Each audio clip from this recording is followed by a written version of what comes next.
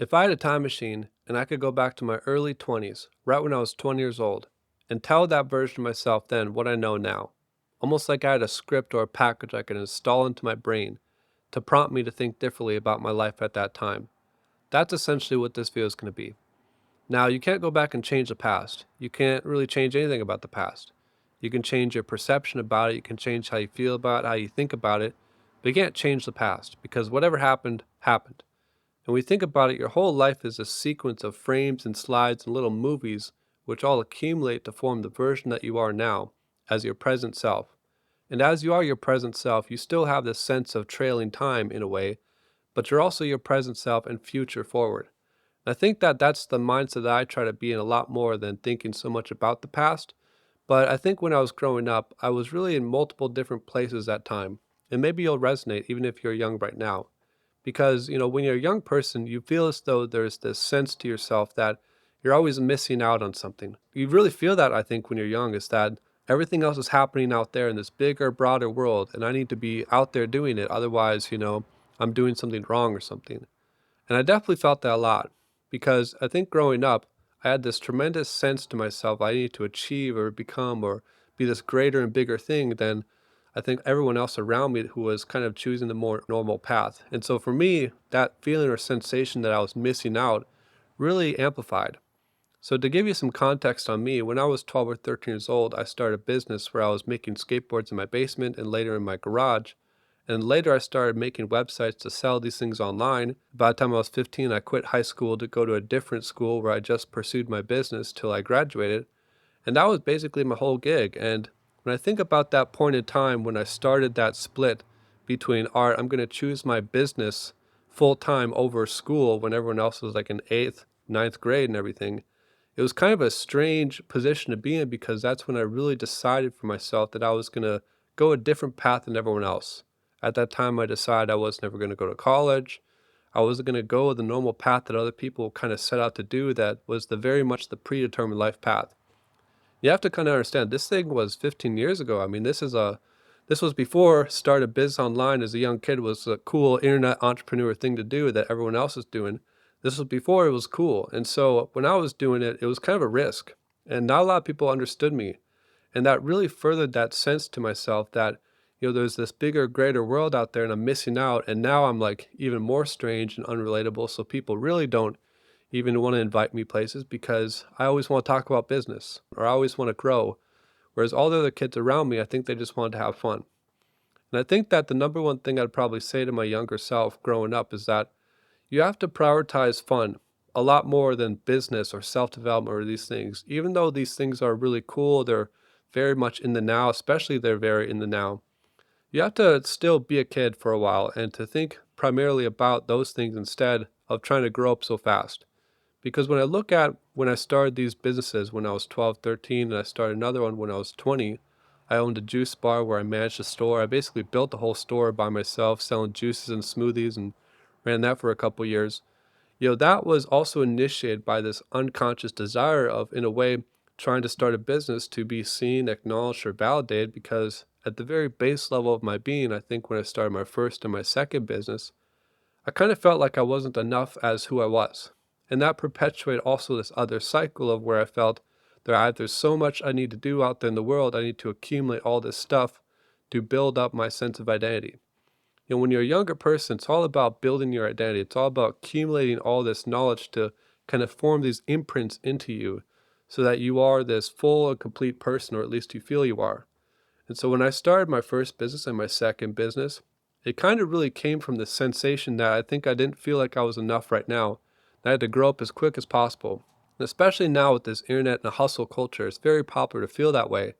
And I think that really the number one thing I'd say to myself growing up is that to just try to chill a lot more and not really be so focused on business or entrepreneurship or development and try to just enjoy those times. You've probably all seen those street interviews where it's some dude on TikTok interviewing some guy on the street where it's like, hey, if you were my age right now, what would you do to be successful? And they always give these very cliche and generic answers like, oh, I'd pick something that I'm good at. I'd really stick with it for a while. I'd try to have fun and enjoy the moments and these things. And, as much as I hate cliches and this kind of stuff, I think it's true.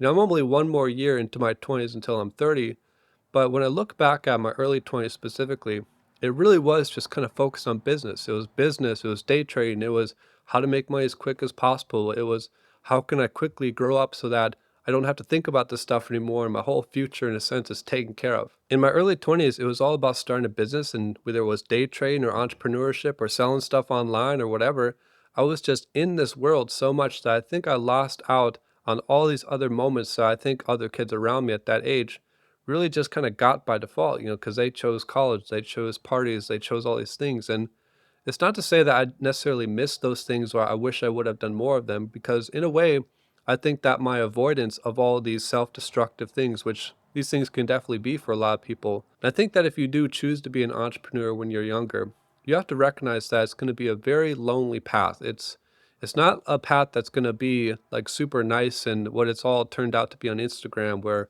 you're posting things all day and you're just making all this money from random places and it just all works and it's this magical journey. A lot of entrepreneurship is actually pretty difficult and tough, and most people actually probably shouldn't do it. And I think that growing up, I definitely should have been in a position more where I was thinking more about enjoying my life in all those small moments, more so than trying to build a business. Because when I really look back at it, I think all of these tendencies to want to build a business or to grow or develop or advance myself really came from this place where I felt as though I need to do all this action and work to reach this baseline level that I felt like by default everyone else had as their basic threshold of feeling good about themselves. All my friends growing up that weren't starting a business, they had this general self confidence that just came from the nature of their being that I felt I had to work for. And maybe that was my own condition. Maybe that was my own thing within me that I had to work through. Maybe that was a trauma response to whatever else happened. I mean, I'm not even sure. But I think that growing up, the number one thing I really would say to myself is that, you just got to chill out more.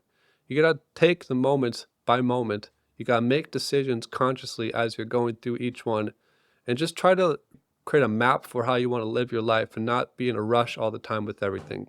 Because when you're in a rush about your life, everything will pass you by and you may even miss the biggest clues that you really need to know, because when you think about it, your whole life is this decision tree of all these different choices that you make, and you keep on going down this, I guess, trail of these decisions that basically create the map of your life.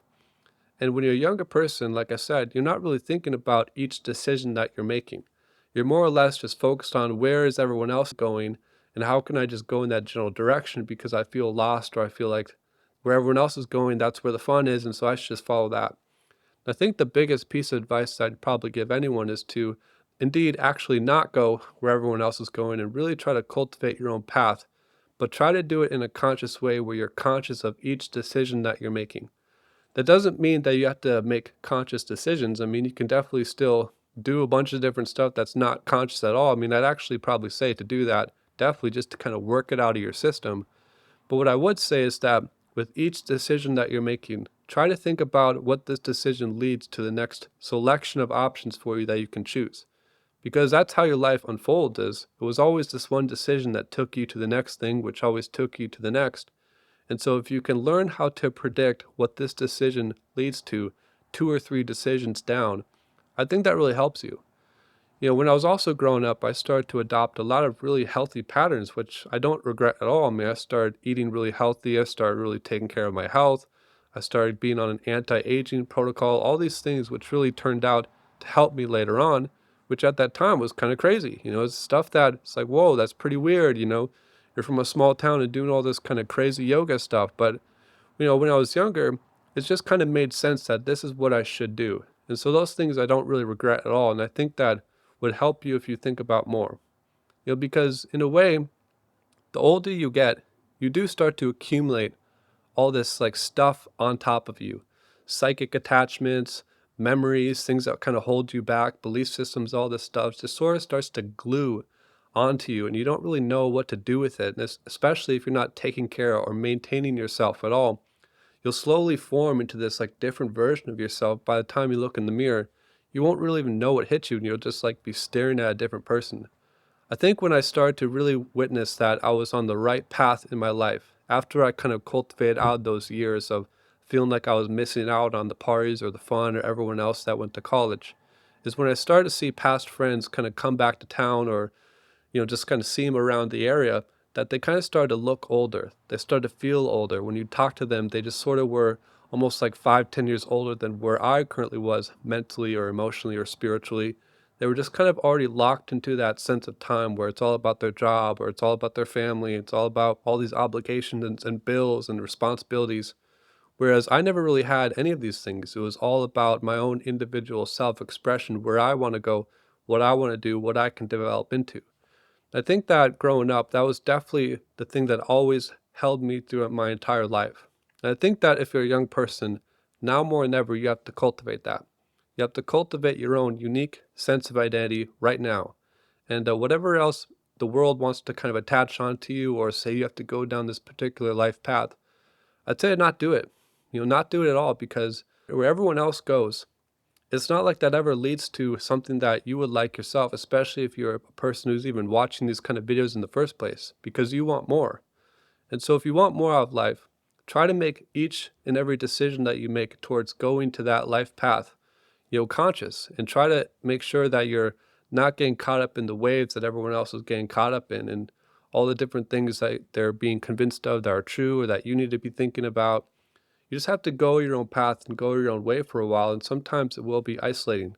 Sometimes you won't really know where you're going or why you're doing whatever you're doing, and sometimes other people might think you're crazy or weird or won't want to invite you to places, so then you'll really start to feel like you're missing out. And I think that when you're growing up, you just have to learn how to compress all this stuff into you, make it a part of your identity, in a way, not really care and just keep on moving in the first place. And so for me, I was always kind of in different multiple points in time where I felt like I was missing out on things, but also simultaneously doing really healthy and productive things for myself. So in a way, I always had that to kind of go back to, be like, well, there's a reason why I chose a different life path than other people. So I'm just going to lean more into the reason why I chose it rather than, just feeling like I'm lost all the time. And I think that when you're choosing the alternate path, you have to do that. You have to actually have a reason for choosing that alternate life path. When you're growing up, you have to cultivate this sense to yourself where you're going to choose a different life path, but you have to know that what you're choosing is right for you within the context of some larger goal. And that thing has to be the thing that helps you kind of move through time more efficiently, because if you don't have this larger goal, you won't really know why you're doing it. And especially when it gets hard to do the things that you have to do to maintain this goal, you won't really do it. And I think you'll just kind of go back to that trap of feeling like you're lost and maybe even go back to what everyone else is doing. And then you'll really not be happy there. And so I think that if I were to go back to my 20s, I'd really say to myself to instill a lot more confidence into every action you're doing and try to be a lot more conscious about each thing that initiate to the next pattern, because while I did make a lot of good decisions and I don't think I necessarily made too many bad ones, there were definitely things in areas in which I could have processed my reality differently, where maybe I could think about my reality from the context of that future self a bit more, because oftentimes when you're younger, you just get caught up in what's going on now that it almost feels like there's this overwhelming sense that whatever you're going through is like going to perpetuate forever. This bill didn't get paid, so now I'm broke because XYZ, and this is my life now, and I'm just going to be in this condition forever, or whatever else it is. There's this tremendous feeling that the time that you're in, you're almost like kind of locked into yourself and you can't really escape. And so when you're a younger person, it's all about cultivating those moments of achieving these small things step by step by step. And I think that you can learn to, especially now more than ever, choose those things that you want to accomplish. You can make your own roadmap. You can make your own goals. And now more than ever, there's more and more role models out there that are telling you, hey, here's all the alternate life paths that you can go. Here's the path that I went. Here's the path that I went over here. And you can adopt these different rituals and systems for kind of designing your life in reality. That before, when I was just starting on my spiritual journey, was not really a thing that was kind of out there. I mean, there were books, there were all these teachers out there, there were gurus, this kind of stuff I never really got into, but there wasn't really this rich and dynamic culture of especially young people that are basically helping you escape the matrix, at least in terms of, you know, avoiding the traditional NPC life path and more into a path that would actually be at least better for you in terms of what it could bring about from within you. And so I think that what I would basically say to my younger self is that you just kind of have to chill out a little bit more. Chill out a bit more, Be more conscious of decisions that you're making at each point in time. Try to predict where each decision will go, and think about the whole bubble that you're stepping into with each thing that you're doing. And also try to just maintain this sense to yourself where whatever you stick to, actually be confident about why you're doing it and derive that confidence from a larger goal, which you're continuously building over time.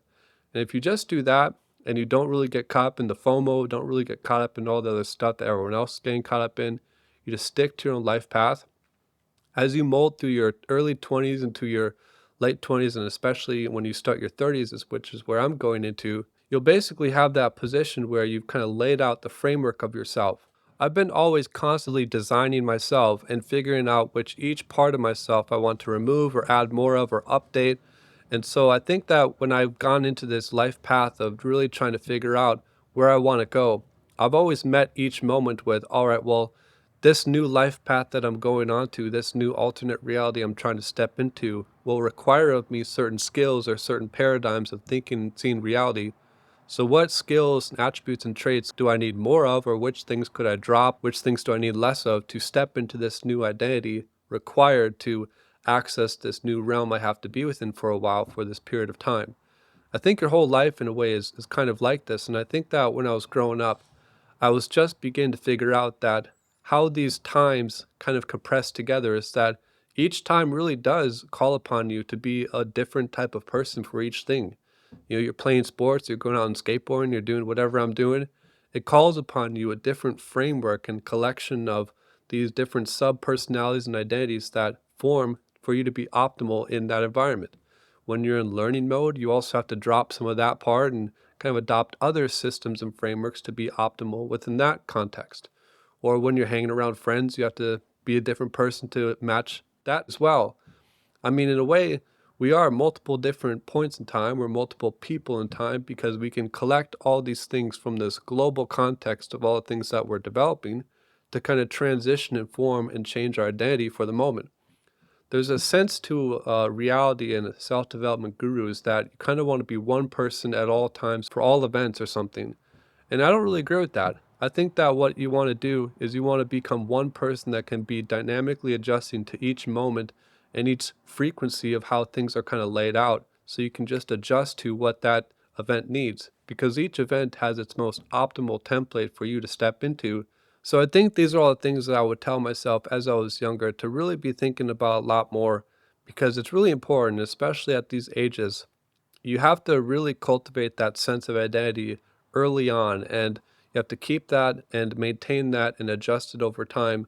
But don't really try to change too many things about yourself too quickly because then you'll just kind of be a mess all the time. And I think I did have different aspects of myself where I was that way as well.